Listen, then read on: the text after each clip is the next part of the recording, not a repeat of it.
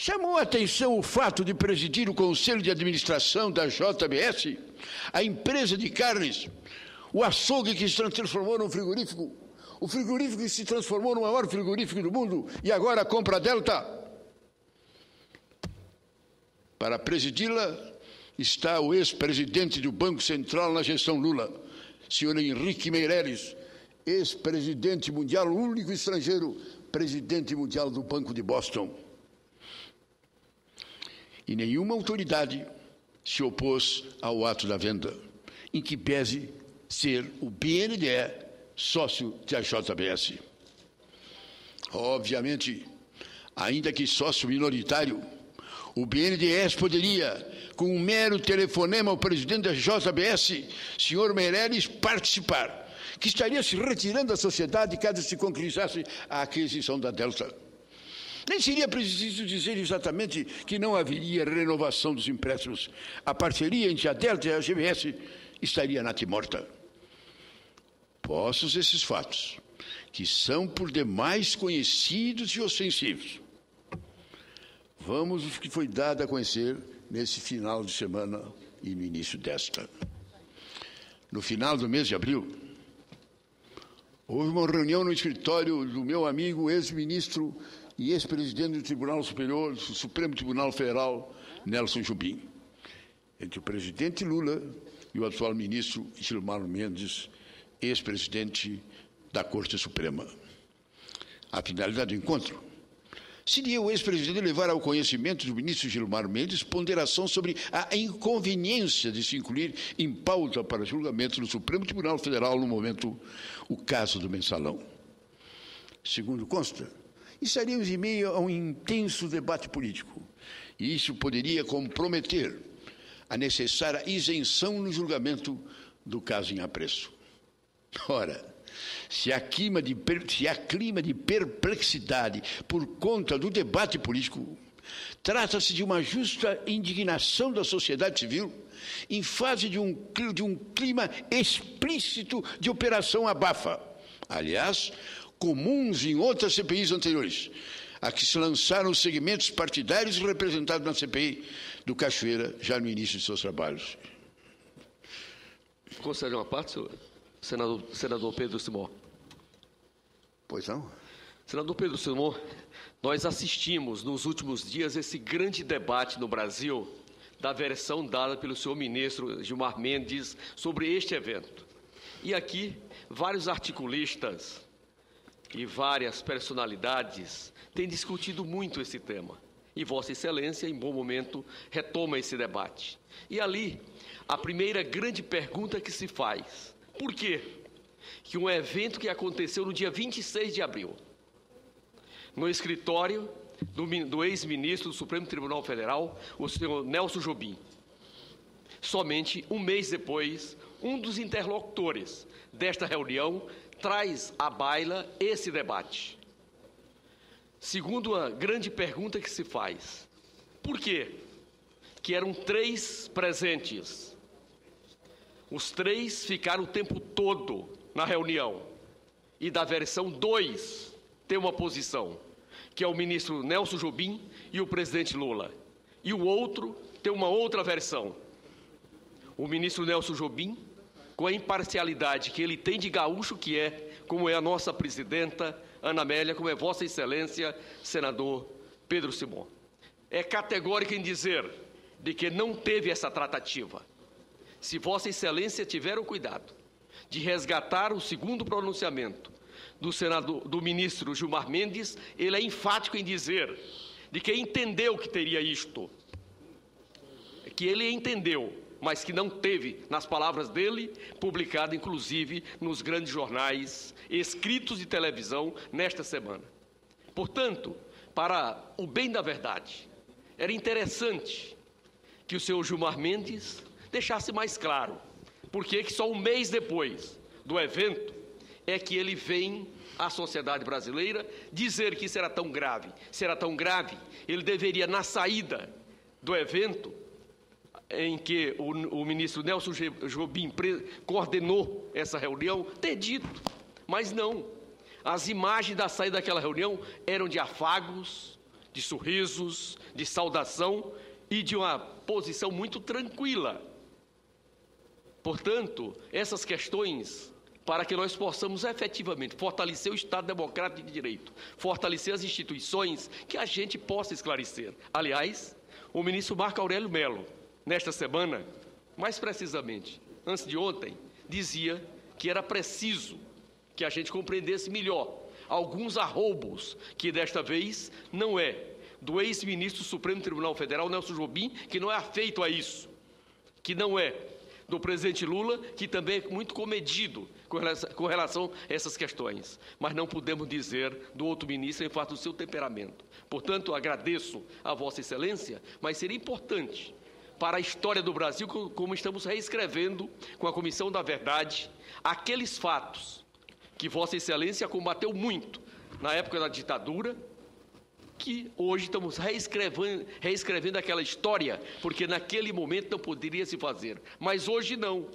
Hoje nós vivemos a plena democracia, onde todos os órgãos funcionam e que as versões precisam ser esclarecidas. E numa reunião onde estavam 3 pessoas, eu prefiro ficar com as 2 que têm a mesma versão. Muito obrigado. Eu agradeço o importante a parte de Vossa Excelência. Eu, a parte de Vossa Excelência, com muita competência, faz o que eu acho que devia fazer. É tentar passar adiante. Ir para um fato seguinte e não ficar misturando essa questão que não interessa. Eu também entrei nessa. Eu não me aprofundei. Não vim cobrar daqui, mas com quem que está a verdade. Na verdade, fulano de A, Bertrand de B, Bertrand de C. Acho que não somaria nada nisso. Acho que, inclusive, assisti ontem o programa do Ratinho. E o Lula, com muita categoria, aliás, bota homem competente. São muito melhor do que o Ratinho. Ele deu uma demonstração de competência. Falando, debatendo, e quando tratou desse assunto, ele passou adiante. Simplesmente dando uma demonstração de que é ir adiante. Acho que isso é bom. O que não interessa ao país, uma discussão que cá entre nós não existe coisa similar. Presidente da República e 2 ex-presidentes do Supremo Tribunal. Quer dizer, mas que o assunto é grave, o assunto é grave. Que o assunto foi difícil, o assunto foi difícil. Ali já era visível que muitos, nós sabemos que existem aqueles que não desejam uma apuração mais aprofundada. Existem aqueles que não queriam nem a instalação dessa CPI. Existem os que gostariam que o mensalão não fosse decidido agora, que ficasse para o ano que vem. Não sei se há alguma coisa para esconder. Alguma coisa parece até que governo e oposição pretendem esconder. Isso aconteceu já aqui. Aconteceu aqui em comissões onde foi feito um pacto de silêncio entre governo e oposição. Em torno das operações comerciais da Delta, começou assim. Nós não apuramos, nem governador, nem Delta, nem nada. Os fatos foram levados adiante e, graças a Deus, a CPI chegou a uma conclusão positiva. Depois de semanas de desgastes, pressões, a mídia, entidades representativas da população para concluir o óbvio. Era preciso quebrar o sigilo da Delta no âmbito nacional. Provavelmente o que deveria ser feito no primeiro dia foi feito agora. E, por outro lado, investigar os próprios governadores. Aliás, até mesmo para embasar futuras inquirições, sabidamente vazias de conteúdo, quando não tem dados concretos em mãos. Daí as perguntas e as respostas evasivas. Por que então protelar a decisão que se impunha de uma forma veridicamente clara? Evidentemente que tudo isso aumentou o clima de especulações, no país das especulações, que foram reforçadas pelo acontecimento do último final de semana. De repente, a CPI e o mensalão entraram juntos no mesmo noticiário. E pior, com ares de moeda de troca. O ex-presidente do Supremo e o ex-ministro do antigo e atual governo colocar o seu escritório à disposição para promover o encontro entre o ex-presidente da República, responsável pelo lançamento das obras do PAC, um magistrado do mesmo Superior Tribunal, que agora vai julgar os 38 personalidades ligadas ao dito governo anterior, por haverem recebidos, dizem, mesada, tudo a dizer com a inconveniência de incluir o processo em pauta no procedimento. Até um estudante de direito saberia que a protelação do julgamento só interessa a quem aposta na prescrição dos crimes que são imputados aos réus. E ela está próxima a ocorrer. Portanto, a inconveniência de julgar já tem a ver com a conveniência em ver prescrever os delitos. Nada mais. O Código de Processo Penal define o início como a circunstância conhecida e provada, que, tendo relação com o fato, autorize, por indução, concluir-se a existência de uma outra prova ou de outras circunstâncias. Pois bem, até o final da semana passada, havia um boato de que o Supremo Tribunal Federal estava sendo pressionado a adiar os julgamentos do mensalão, de que a eclosão do caso Cachoeira serviria de prova de que o escândalo do mensalão não passou de uma armação da oposição para fragilizar o governo. Os boatos se transformaram em fatos, e os fatos gravíssimos, porém, vieram à tona gestões espúrias para as mais variadas instâncias institucionais. O ex-presidente do Supremo não nega o encontro, embora diga ter sido ele que provocou o assunto do mensalão. Acredite quem quiser nessa versão, podendo ainda dar aso à imaginação para saber o que teria levado um ex-presidente, um ministro do Supremo Tribunal, a se reunirem no escritório de advocacia. O ex-presidente, por intermédio de sua assessoria, se nega a falar sobre o assunto, ou nega o assunto. O presidente de seu partido vem a público conclamar a militância a defendê-lo. Defendê-lo do quê?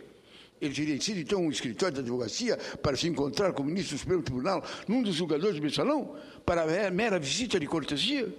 É visível agora a indignação do ministro. Aliás, visível não, audível, com palavras pouco recomendadas para a liturgia do cargo. O ex-presidente responde apenas: tem gente que não gosta dele. É verdade. Embora ele diga, e também é verdade, que tem muita gente que gosta muito dele. A decisão de quebrar sigilo bancário da Delta é um passo fundamental, mas ainda tímido. Há que se seguir a quebra de sigilo fiscal da contabilidade dessas empresas e das empresas coligadas, subsidiárias e filiais, entre as quais as pessoas jurídicas cujos gerentes e diretores são desempregados, faxineiras, trabalhadores de escassa qualificação e renda cuja documentação foi pedida e ainda não recuperada. Foi perdida e ainda não recuperada. A JBS também precisa ser investigada a partir da estranha incorporação da Delta. É preciso constante vigilância, porque as experiências anteriores também mostraram verdadeira chincana para que as informações solicitadas ora não chegassem a tempo, ora viessem em formato incompatível no sentido de procrastinar as investigações. Isso é um fato. Em outra CPI, caixas repletas ficaram imunes de qualquer análise. Quantos serão os atestados de idoneidade dados por essas mesmas CPI? Por falta de investigação. O espaço deprimente de ontem, na sessão da CPI, com a brava atuação do querido companheiro, o senador Pedro, ilustre representante de Mato Grosso, não deixa de ser uma cachoeira de água fria, na expectativa de uma investigação que pelo menos chegue a um lugar. Até mesmo sem discutir onde é esse lugar. O risco é de lugar nenhum. O mutismo do senhor Cachoeira e de outros que julguem que devam adotar a estratégia de defesa que é constitucional não será empecilho à apuração da verdade. Os mais brilhantes que sejam os dotes advocatícios do Dr. Márcio Tomás Bastos, ex-ministro da Justiça do governo Lula, não será ele capaz de absorver o réu que representa, a não ser pela via da prescrição, que parece ser exatamente o caminho buscado pelos réus do mensalão. Até o episódio do senhor Cachoeiro eu denunciei reiteradamente dessa mesma tribuna. A incursão do crime organizado na burocracia do Estado, na arquitetura do que se chama comumente Estado paralelo. Os que esses novos fatos denunciam à população brasileira é o risco de contaminação do próprio Estado, e não somente de sua burocracia, o que é muito mais grave, convenhamos. Vale lembrar, a essência do regime democrático que adotamos está na seguinte proclamação, que ao mesmo tempo é política e é norma jurídica fundamental. Todo o poder emana do povo, que o exerce por meio dos representantes eleitos ou diretamente nos termos dessa Constituição. Como proclamação política, ela expressa ao mesmo tempo um valor essencial, a democracia, e uma determinação do povo de não abdicar da prerrogativa e do direito inalienável de comandar o seu destino. Como norma, é um comando de cuja violação há de decorrer alguma consequência. Ora, o que acontece quando se instaura uma situação onde os representantes do povo, de forma sistemática e de forma reiterada, ao longo do tempo, traem a confiança desse mesmo povo e passam a agir contra os seus interesses e usam as instituições com o fim de lograr o proveito próprio. Surge aí o direito político e jurídico da resistência contra o uso espúrio da autoridade que lhe foi delegada. O direito de resistência equivale no plano político à legítima defesa no plano penal, quando a situação de fato não deixa outra alternativa à pessoa ou à coletividade. É dada a ela assumir a autotutela do direito de evitar o perecimento de um valor maior. O povo brasileiro dá sinais de que eu poderia chamar cansaço político. Eu já falei muitas vezes dessa mesma tribuna da tal anomia social.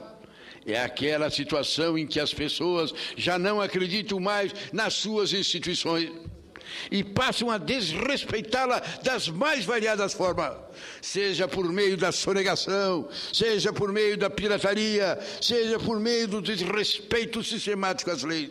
Pior, na submissão do Estado ao Estado paralelo que ocupa o vácuo do Estado oficial. A população brasileira é pacífica. É pacífica na sua essência. O que me preocupa é até onde irá a sua paciência, tendo em vista tantos e tão reiterados casos de corrupção. Mais do que isso, com a correspondência da igual impunidade. Ela foi às ruas recentemente aos milhares e bradou contra a corrupção. E vê agora um caso tão rumoroso na contramão de tentativas explícitas de caso a caso, como o caso Cachoeira, tornar-se mais uma vez um exemplo fatídico da impunidade.